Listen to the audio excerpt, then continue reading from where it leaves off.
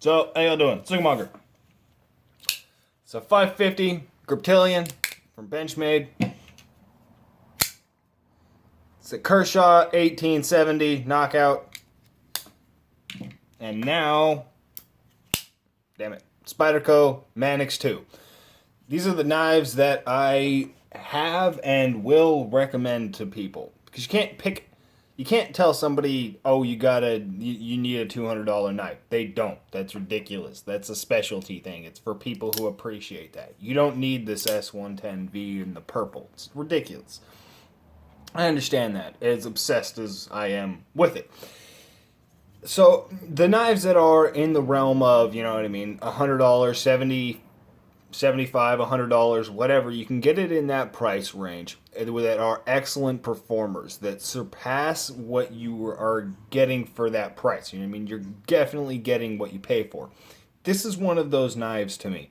This is an excellent knife, and it carries through. If you saw my first impressions, it carries through with the overall design. The design of this knife is very intricate. There was a lot of thought put into this. This wasn't just slapped together because it looks cool. The reason this thing looks like it does is because of the design, because it's function over form, honestly, I think, with this. And it just turns out that it actually looks fantastic. Again, that comes back to Eric Glesser here. I don't know how much he had to do with that, but if he did, he's a badass and a genius because it looks fantastic and it performed extremely well. Jack of all trades, master of none. That's what this knife really seems like to me. It is capable of doing basically everything, you know, you would ask of a folding knife, but it's not going to do any of those things extremely well. Hard use tasks, things like that. It's got a very thin, very slicey edge. It'll perform, but again, it's a very thin tip. It is a very thin edge, very slicey edge. So you have that little bit of risk of deformation, risk of chipping or damaging the blade. The overall handle here is fantastic. I mean, it's very ergonomic. It feels great. There's so many different positions that you can hold this knife, no matter what grip you have it in. It feels great. You know, it just feels good in the hand, but with that, once you squeeze it too hard, you get too much force into it, it's very thin. It starts to dig into your hand a little bit. The jimping here is kind of ridiculous, honestly. You can see that the jimping is directional, right? It's directional. It's pointed back here, backwards there. The amount of traction that gives you is stupid. I don't mean that as in unnecessary. I love it. It almost seems like it's sticky. It's got a ridiculous feel, and with it being in that little choil the whole way around that little choil right there, it's just got an excellent grip to be really far up. So any type of fine cutting, any type of, you know, I would feel confident in making a penetrating thrust with this. I wouldn't, obviously. I would step back and utilize the actual guard that it has. Again, the jimping. Again, I really have no risk of slipping up onto the blade. This thing would make an excellent defensive knife in that you aren't really going to lose it. It's got an excellent grip. It's got a decent blade. You can see there it's canted forward, so your slicing edge with the belly is in line. So it's got a very directional thrust.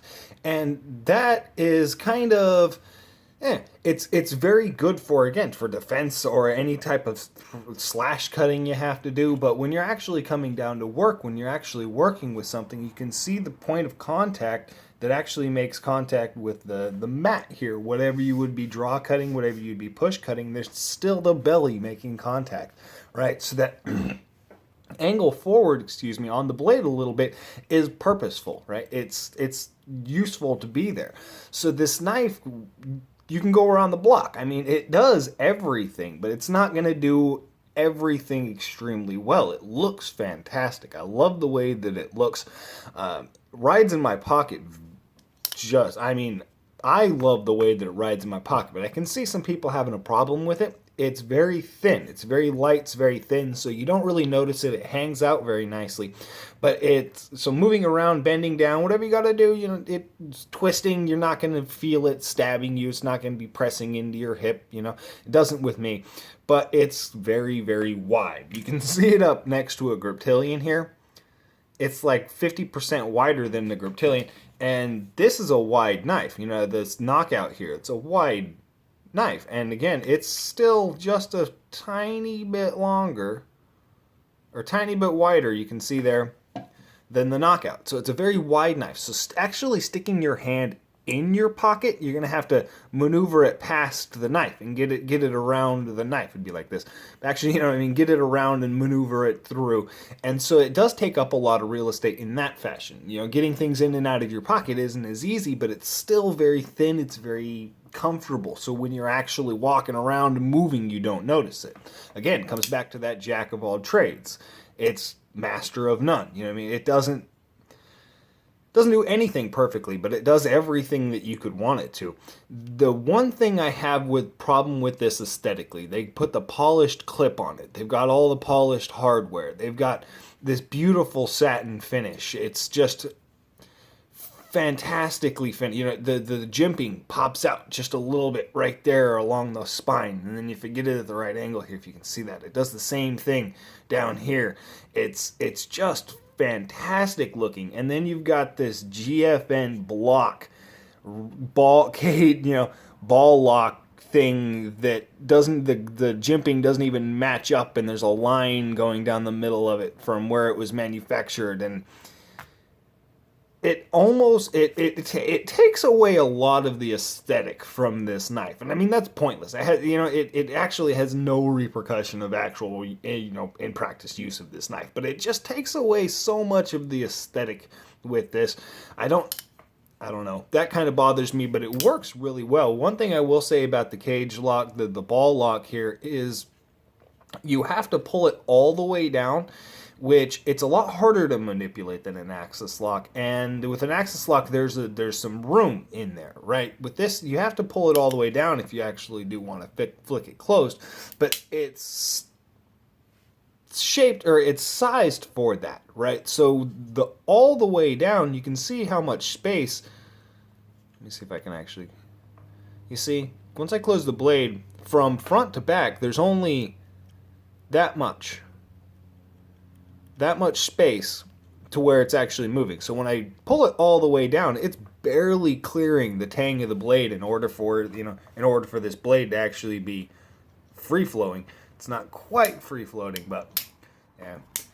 So it's excellently engineered, very close tolerances, very tight, very good. One thing that I think that this actually could be improved upon is if they put some pivot screws, right? You get a little pivot screw and you put that through the liners instead of these screws pinning it on, because that's the weak point in this whole design, is torsional strength backwards on the blade will pop out, it's going to pop out these little, I'd be this way, pushing down on the blade, would pop out these screws, right? That's the only real weak section of the overall design. And if you put a little pivot section through there, a pivot pin to go through all three pieces of steel, and then put a screw on the other side of it, I think that would pretty much cure all of that problem. But that's the only construction, I can't even say flaw, because it's not.